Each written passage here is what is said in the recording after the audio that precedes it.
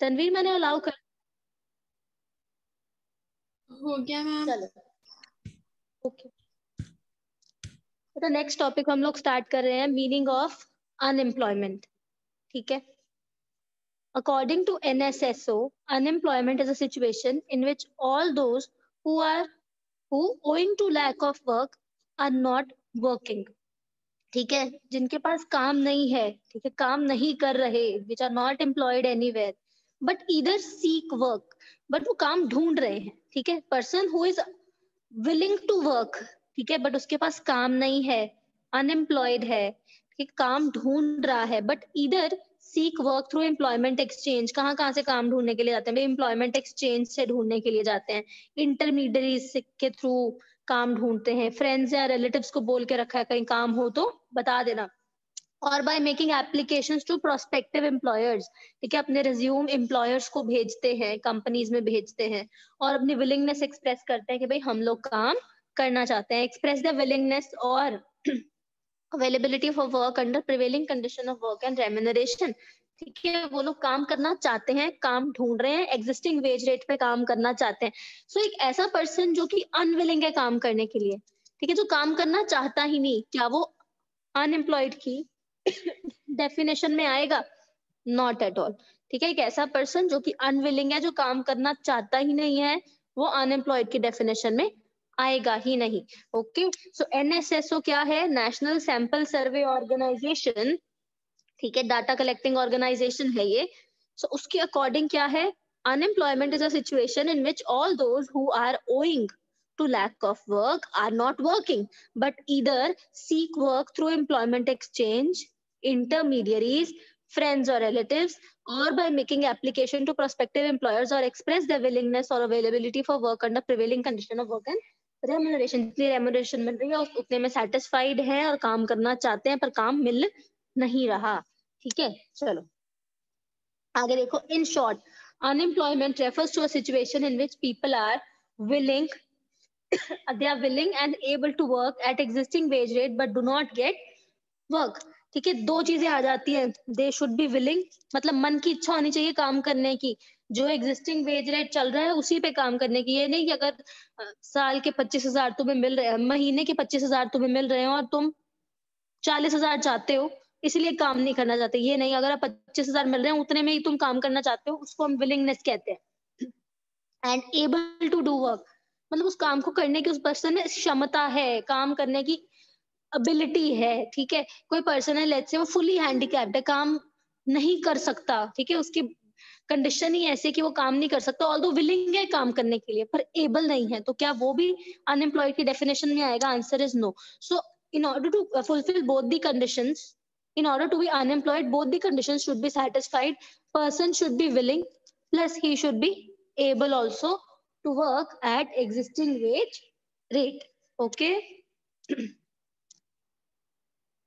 fine, आगे चले। Yes ma'am. yes ma'am। Okay, next देखो, बॉक्स के अंदर कुछ लिखा है, प्रोलॉन्ग्ड अनएम्प्लॉयमेंट में make a person unemployable. Prolong का मतलब क्या होता है? बहुत ज्यादा देर तक जब अनएम्प्लॉयमेंट की सिचुएशन चलती रहती है, जब एक पर्सन काफी देर के लिए अनएम्प्लॉयड रहता है तो एक पर्सन अनएम्प्लॉयबल हो जाता है, मतलब वो काम करने लायक नहीं रहता। ठीक है, देखते हैं क्या लिखा है इसके अंदर। From the point of view of economy, unemployment means inefficient utilisation of human resources, lower production, lower standard of living of people. पढ़ चुके हैं पहले। ठीक है, अनएम्प्लॉयड का, अनएम्प्लॉयमेंट का मीनिंग दिया इसने यहाँ पे।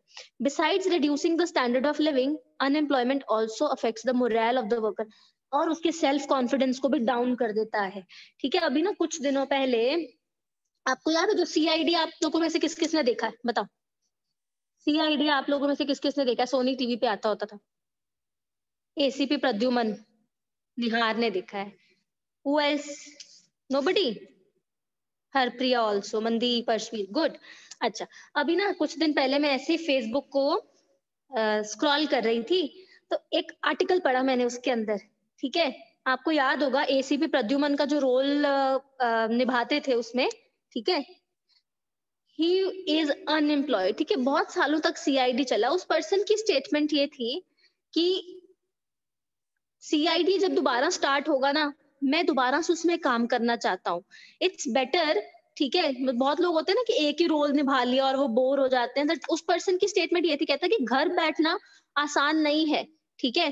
काम करना बहुत आसान है। तो जब से सीआईडी ओवर हुआ है, कितने इयर्स हो चुके हैं सीआईडी को ओवर हुए? अराउंड आई थिंक 8 इयर्स, है ना? 8 साल से सीआईडी आना बंद हो गया है। रिपीट टेलीकास्ट ही आते होंगे, अगर अब आते भी होंगे तो।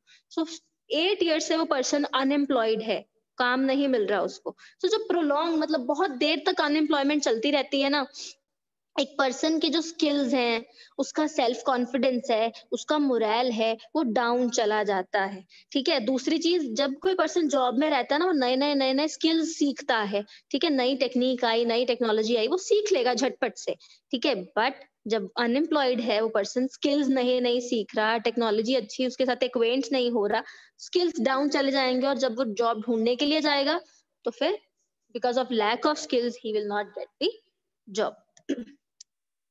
चलो आगे। नेक्स्ट है, unemployment is temporary even in India. चलिए, in India people can not remain completely unemployed for very long because of their desperate economic condition. अब इसका क्या मतलब है? इंडिया के अंदर जो अनएम्प्लॉयमेंट की सिचुएशन है भाई, वो टेम्पररी। एक पर्सन ऐसा, कोई भी पर्सन ऐसा नहीं होगा कि जो कि टेम्पररीली जो कंप्लीटली परमानेंटली अनएम्प्लॉयड रह सके, बिकॉज हमारे यहाँ की कंडीशंस ही ऐसी हैं कि government is not going to feed us if we are unemployed, we have to feed ourselves, ठीक है? As a result, they are forced to accept unpleasant, dangerous jobs in unclean, unhealthy surroundings. ठीक है? फिर भी लोग क्या करते हैं? अनएम्प्लॉयड हैं तो कोई ऐसी जॉब पकड़ लेते हैं जो डेंजरस है, अनप्लेजेंट है, कोई नहीं करना चाहता तो भाई वो कर लेते हैं। क्यों? क्योंकि पेट तो भरना है ना। ठीक है, चलिए next, sources of unemployment data. अब हमें अनएम्प्लॉयमेंट का डाटा कहाँ कहाँ से मिलता है भाई? 3 जगहों से मिलता है।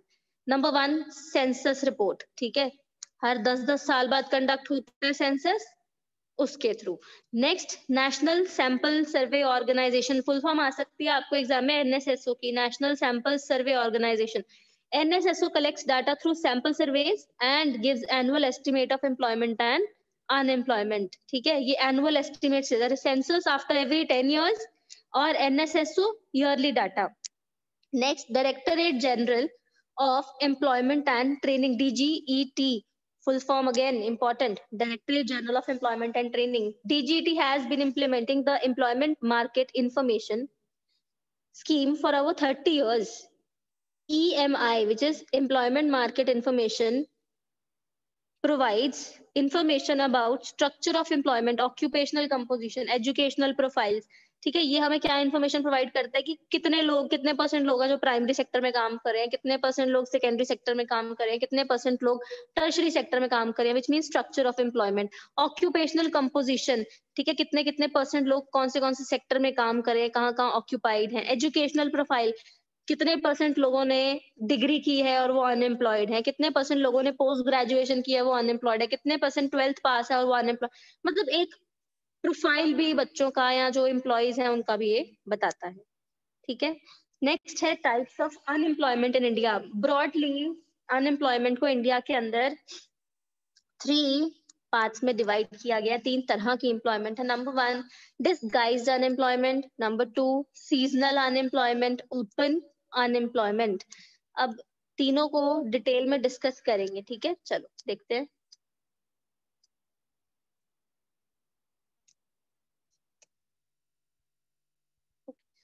First one, disguised unemployment. Disguised का क्या मतलब होता है भाई? डिसगाइज मींस हिडन अनएम्प्लॉयमेंट, ठीक है? Disguised unemployment is a situation wherein number of workers engaged in a job is more than actually optimally required. ठीक है, अब इसको समझो। मान लो there is a piece of land, ठीक है, ये लैंड का एक पीस है, इसके ऊपर सिर्फ 2 ही लोग काम कर सकते हैं। 2 लोग काम करेंगे और पूरे तरीके से जो फुल आउटपुट है ये लैंड हमें दे देगी। लेट्स से यहाँ पे अब 3 लोग काम कर रहे हैं, यहाँ मान लो 4 लोग काम कर रहे हैं। एक्चुअल से जितने रिक्वायर्ड है उससे ज्यादा, एक्चुअल में जितने रिक्वायर्ड है उससे ज्यादा लोग जब काम करेंगे, उससे क्या होगा? आउटपुट के अंदर तो कोई चेंज नहीं होगा। अगर ये दोनों मिलके भी 50 केजीज ग्रेन्स ग्रो कर रहे हैं, ठीक है, ये 4 भी मिलके 50 केजीज ग्रो करेंगे, ठीक है, आउटपुट में there will be no change. ठीक है, तो ये दोनों क्या हो गए भाई, हिडन अनएम्प्लॉयड हो गए। ठीक है, इनके होने या ना होने से कोई फर्क ही नहीं। ठीक है, चलिए, disguise unemployment is a situation where a number of workers engaged in a job is more than what is optimally required. It is called hidden unemployment. For example, if 2 workers are needed on a piece of land and 5 workers are engaged, then 3 workers are disguisedly unemployed. It is the most predominant form of unemployment in agriculture sector in developing countries like India. India जैसी country के अंदर agriculture के अंदर ऐसी situation तो भाई होती है जब 70% पॉपुलेशन आपकी कंट्री की एग्रीकल्चर पर डिपेंड कर रही है और आउटपुट आपकी उतनी उतनी ही है, या आउटपुट भी बहुत ज्यादा ग्रेटली चेंज नहीं हो रही। दैट मीन्स उसमें से कुछ लोग क्या होंगे, डिस्गाइजली अनएम्प्लॉयड होंगे। In the late 1950s, about 1/3 of agriculture workers in India were disguisedly unemployed. 1950 के अंदर जितने लोग काम करते थे उसमें से 1/3 लोग ऐसे थे जो कि डिस्गाइजली अनएम्प्लॉयड थे एग्रीकल्चर के अंदर। The main problem of disguised unemployed is that apparently all seem to be employed. ऊपर ऊपर से लगता है कि सब employed हैं, but marginal productivity of the surplus labour is zero. उसकी जो एक एक्स्ट्रा लेबर वहां पे काम कर रही है उसकी प्रोडक्शन क्या है भाई, उसकी प्रोडक्टिविटी क्या है, उसकी प्रोडक्टिविटी जीरो है। फाइन, क्लियर है यहाँ तक सबको? Yes ma'am. Yes, ma'am. Yes, ma'am. Okay, good. Next है सीजनल अनएम्प्लॉयमेंट। ठीक है, next we are going to start seasonal unemployment. Seasonal का क्या मतलब होता है, किसी पर्टिकुलर सीजन में एम्प्लॉयमेंट जनरेट हो जाना। ठीक है, यहाँ पर्सन एम्प्लॉयड है, उस किसी और पर्टिकुलर सीजन के अंदर वो अनएम्प्लॉयड है। ठीक है, कभी जॉब मिल जाना, कभी जॉब नहीं भी मिलना। Unemployment that occurs at certain seasons of the year is known as seasonal unemployment. ठीक है, देखते हैं। In India seasonal employment is predominantly associated with agriculture. ये भी एग्रीकल्चर से रिलेटेड है। डिस्गाइज्ड अनएम्प्लॉयमेंट भी it was related to agriculture, और सीजनल भी कहीं ना कहीं आप कह सकते हैं एग्रीकल्चर से रिलेटेड है। क्रॉप ग्रो कर लिया, जिस टाइम पे तो क्रॉप ग्रो हो रहा है, ठीक है, उस टाइम पे वो पर्सन एम्प्लॉयड है।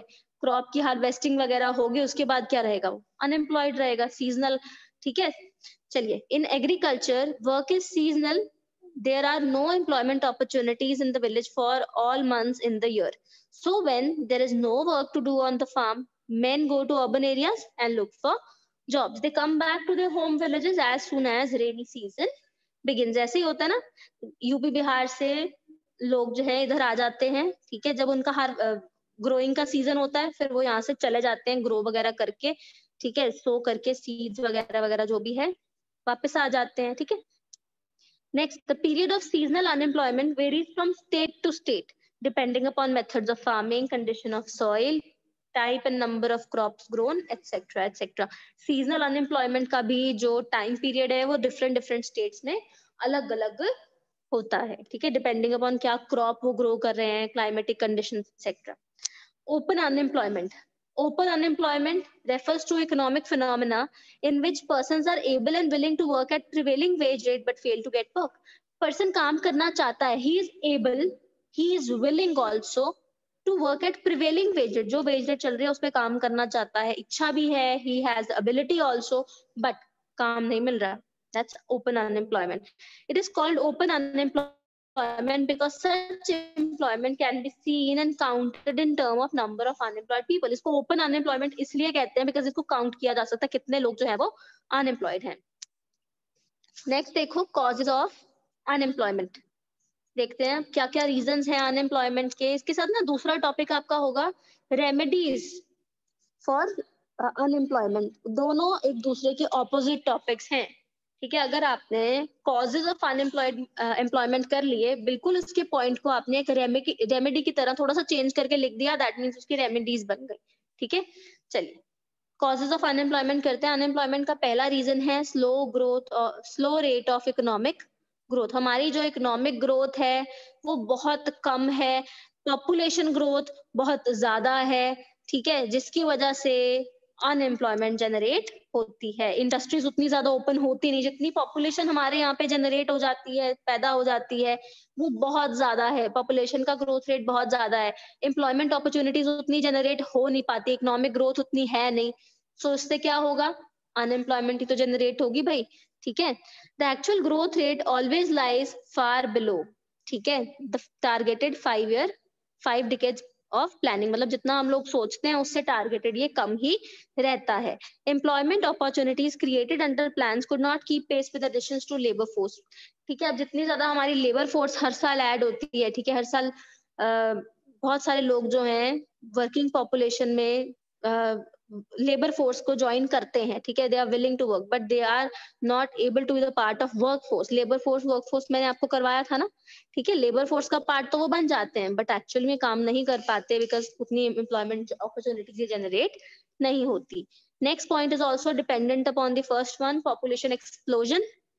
पॉपुलेशन इंडिया की सेकेंड लार्जेस्ट है वर्ल्ड के अंदर आफ्टर चाइना, ठीक है, और जिस रेट से हमारी पॉपुलेशन ग्रो कर रही है उससे कहीं कहीं कहीं कम हमारे यहाँ पे एम्प्लॉयमेंट जनरेट होती है, तो ये भी एक रीजन है आपका अनएम्प्लॉयमेंट का।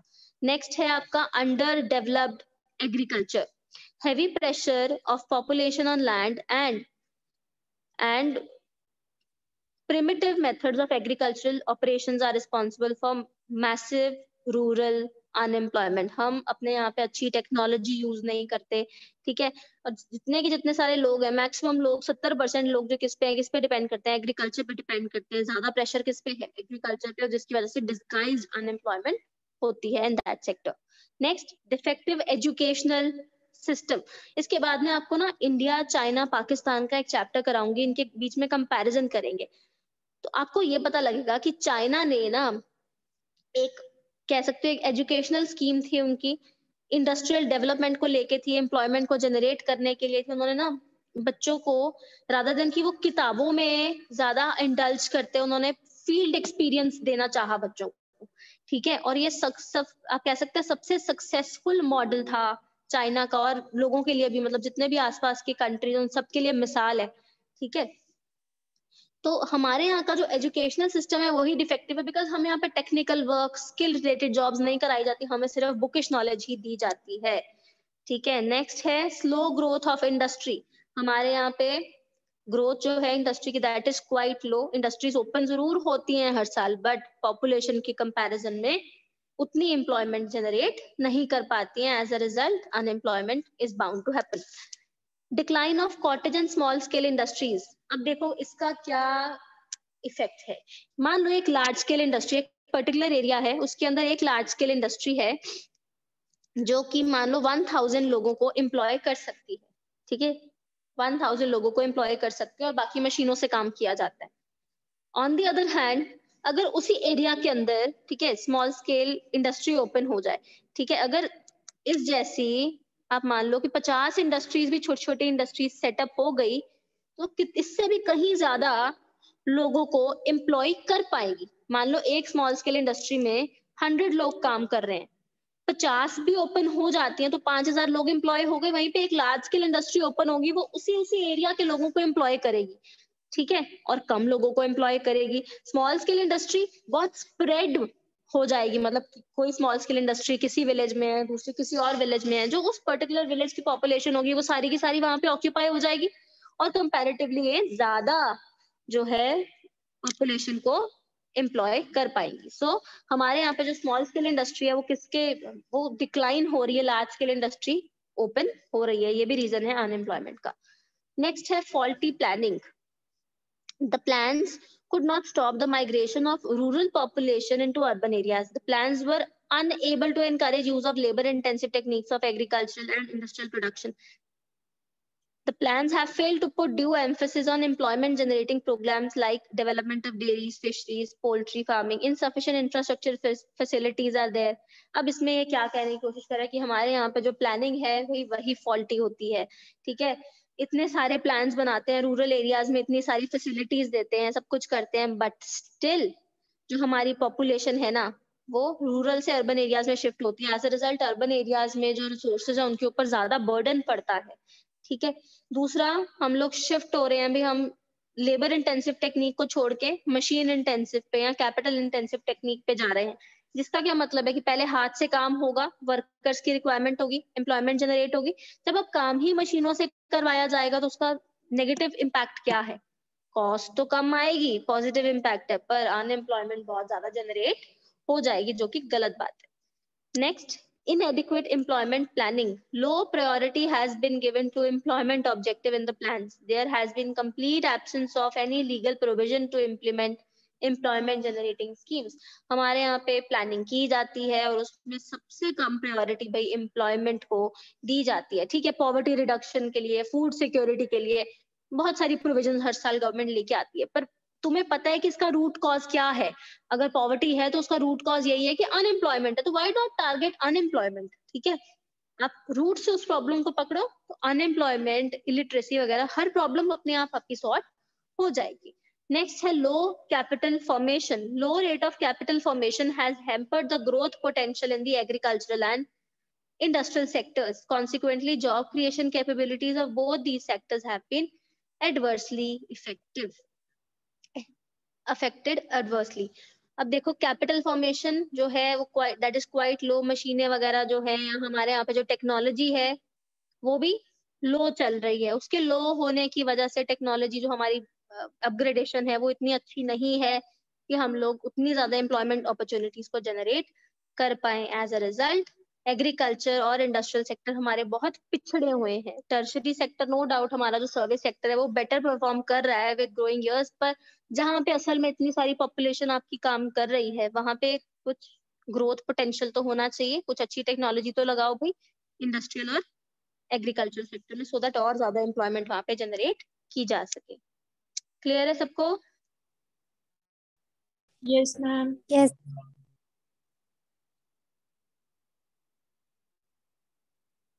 ठीक है, we'll continue the next tomorrow. Thank you.